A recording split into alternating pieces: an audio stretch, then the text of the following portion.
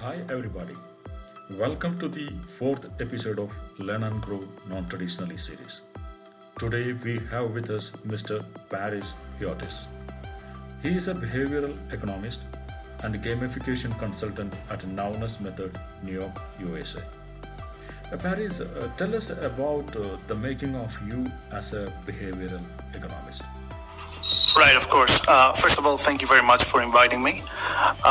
So, my story, I started in Greece with my bachelor's in international relations, and then I went to the New School in New York to do my master's again in international affairs. But I realized early on that international affairs wasn't exciting me anymore. So, in the middle of my program, I saw a video from Dan Ariely, very famous behavioral economist, and that changed my life completely. I fell in love with behavioral economics and behavioral science. It became a huge passion for me.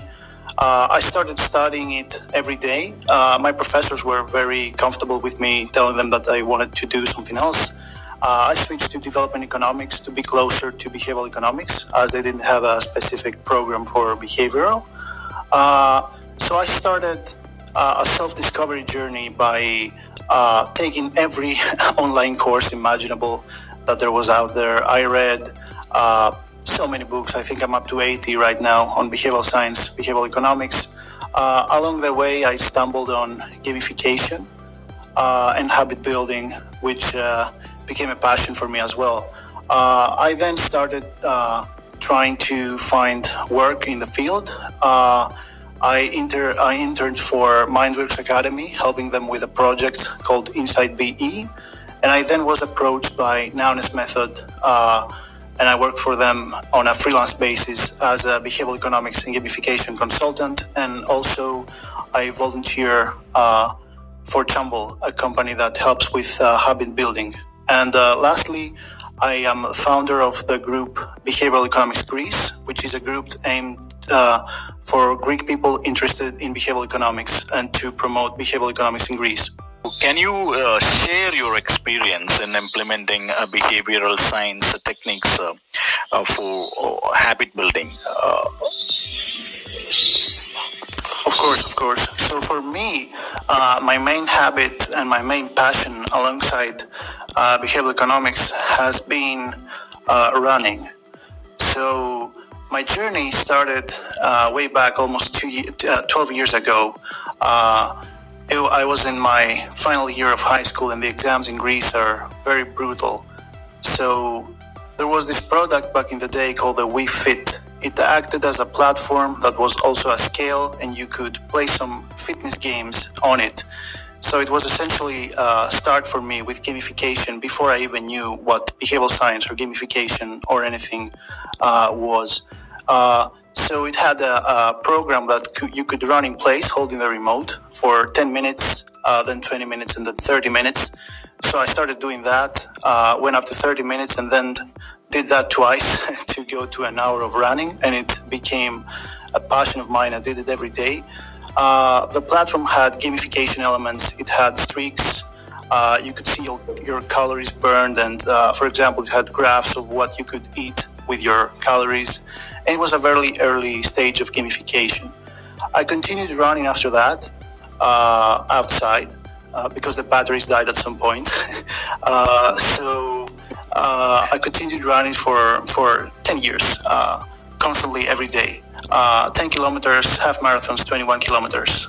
For me, when COVID started, I have an autoimmune disease. I have ulcerative colitis. It's very close to Crohn's disease, but I held it, I didn't have an issue for 3 years due to exercising and meditation. But due to COVID, I couldn't go outside.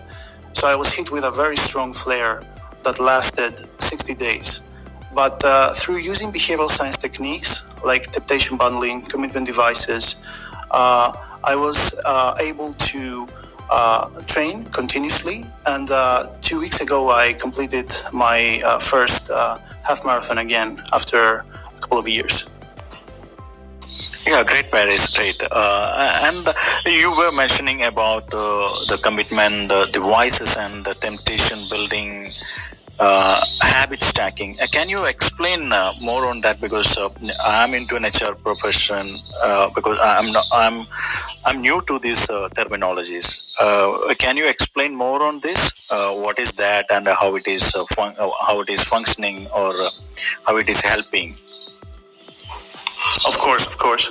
So let's start with habit stacking. Habit stacking basically is when you chain habits together. For example, for myself, what I did was I stacked my morning routine, which was when I got up, I started reading everything that was behavioral economics related, blogs, websites to check the news on behavioral science, behavioral economics. So what I did was I stacked that habit with my running, my training. When I would stop reading, I would just put on my exercise gear and then start running. So that is habit stacking. You basically stack two of your habits together. Temptation bundling is very interesting. You basically, again, you bundle two habits or two things. One is something that you like to do, and another thing is something that you have to do. For example, when I wanted to exercise, what I did was I would only listen to audiobooks or podcasts, which I loved at the time, mostly behavioral economics related. I would only listen to them while I would work out.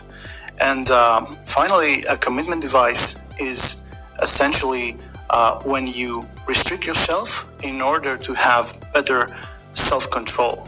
An example would be, it's called the Ulysses Pact. Basically, Odysseus had to face the sirens, and their song would turn people that would hear it mad. So what he did was he tied himself to the mast of the ship in order to still be able to hear the song, but not go crazy. So that's a great example of a commitment device. You basically put a restriction on yourself to have better control and better results. What I did was a type of a social commitment device. I had my fiancée. I would tell her, I'm going to run these days per week, and then I would go and do it. And if I didn't, it was a social punishment for me. There are many different commitment devices. There is social, when you make a commitment with, say, a friend that can be maybe training with you or being your referee. There is a friction device where you basically remove something from your life. Say that you want to eat healthier, not eat as much chocolate, for example. You just remove chocolate from your house. So then there's friction. If you want to eat chocolate, you have to go to the store and buy it. And the third one is a financial commitment device. There are websites such as stick.com that force you in this kind of commitment contract that if you, say, don't work out for a day, depending on your habit, then you have to pay an X amount of money as a fine. So this is a financial commitment device, which is also like a harsh commitment device. Can you mention some names that we can use for our habit building in our regular day for habit stacking? Right. There are many applications that have helped me. Stick.com is the most known.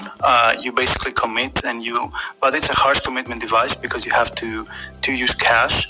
There are other applications that basically limit your options.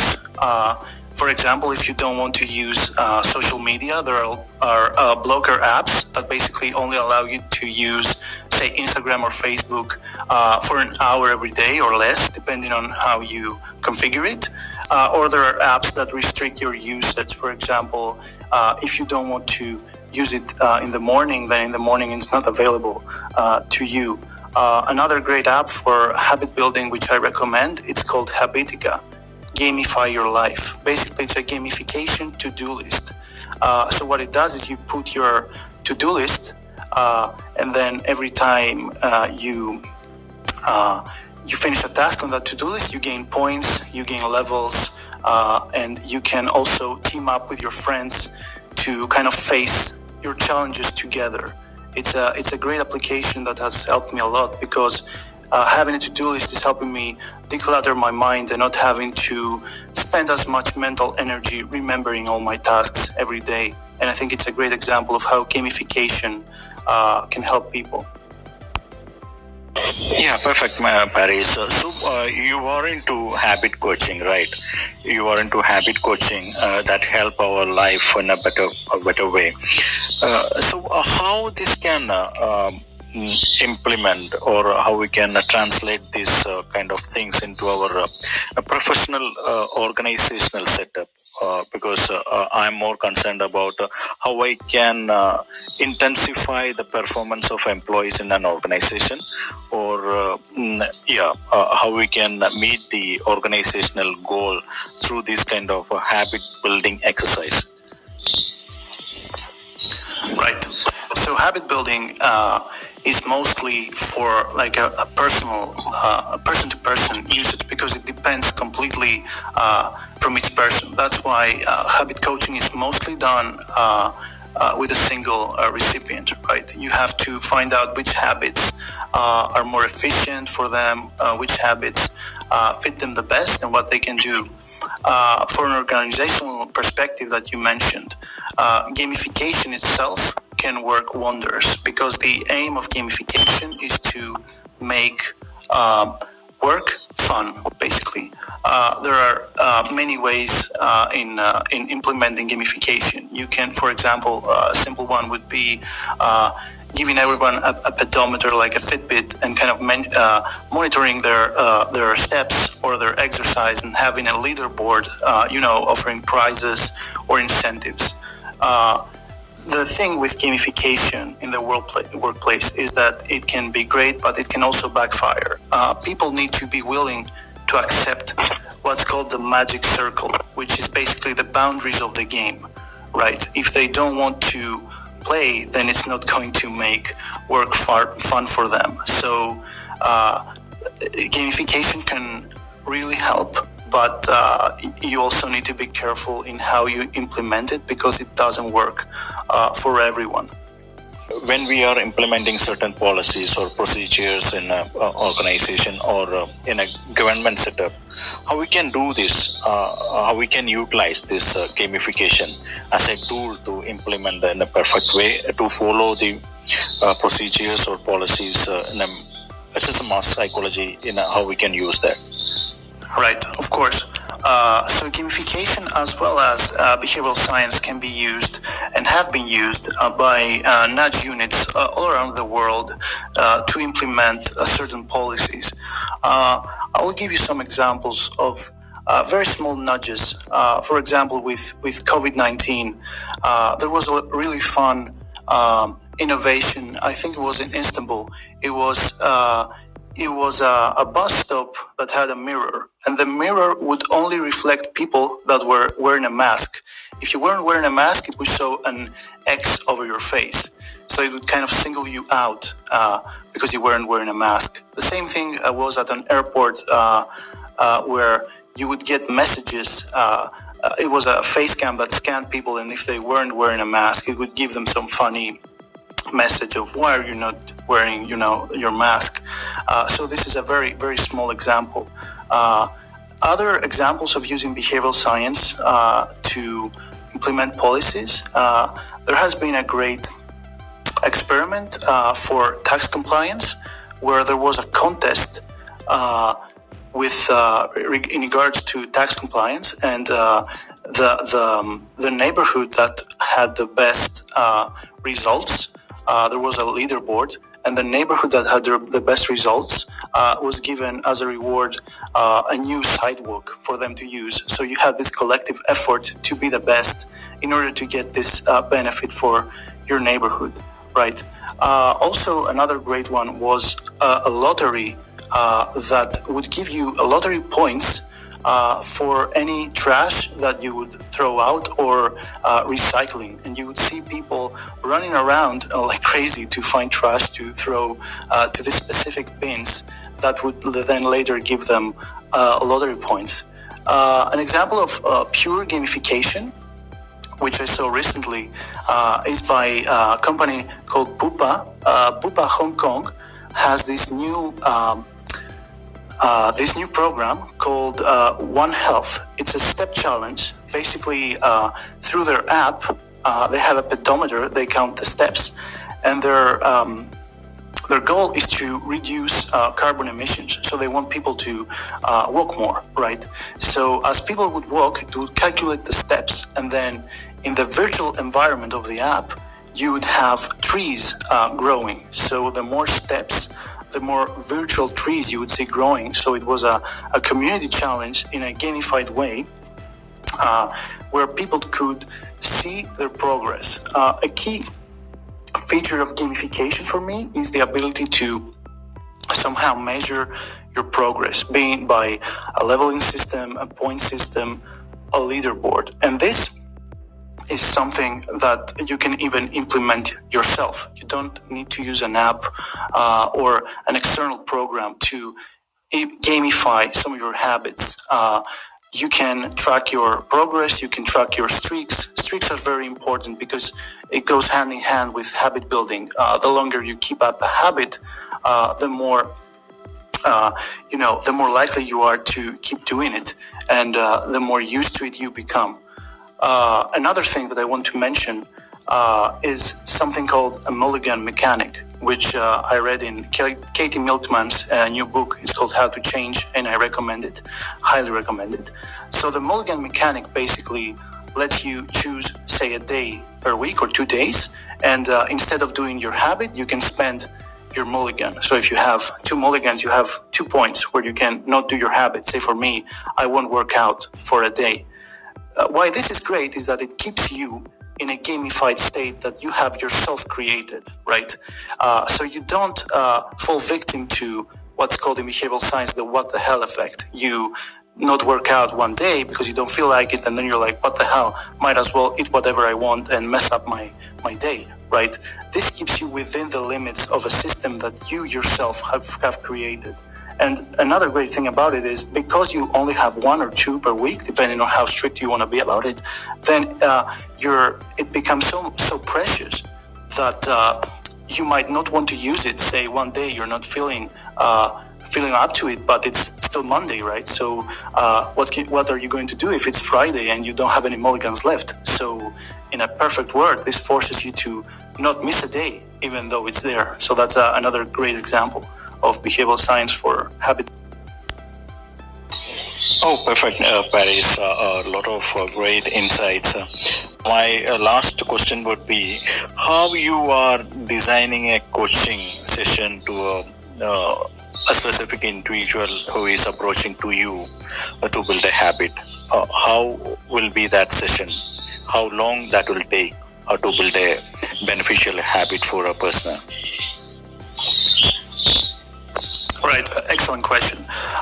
So the how long, it really depends on the person, and it really depends on the habit, right? But as far as methodology, there are many different ways. I use BJ Fogg's methodology. He's written a great book called Tiny Habits, and I use some of that in conjunction with Atomic Habits from James Clear. So the first thing is to kind of do an audit of the person's life and find out really what it is, what their goal is, what they really want to do. You can use many different techniques. I like to have the individual use what's called magic wanding, where you're kind of given a magic wand and say, if you want to improve your life in XYZ ways, if you had a magic wand, what would you do? And you can just do everything on that list. So you start by having lots of different options, and then you kind of narrow it down until you find what's called a golden behavior. It could be 1, it could be 2 or 3, and these are basically the habits that are going to help you the most and are also easy for you to start doing them. Also, another important thing is start very small, because when you start a habit, it's important to stick to it. So it's better to have a small start, and everything else, like say I'm going to start doing 2 push-ups per day. Everything else is extra credit, right? But it's a lot better than having a very high goal and not being able to achieve it. I think these are the key points. Yeah, perfect, Paris. It was a very insightful circle, and you put it in a very simple manner to understand the layman how we are doing this, how we are using these behavioral science techniques to build the habit.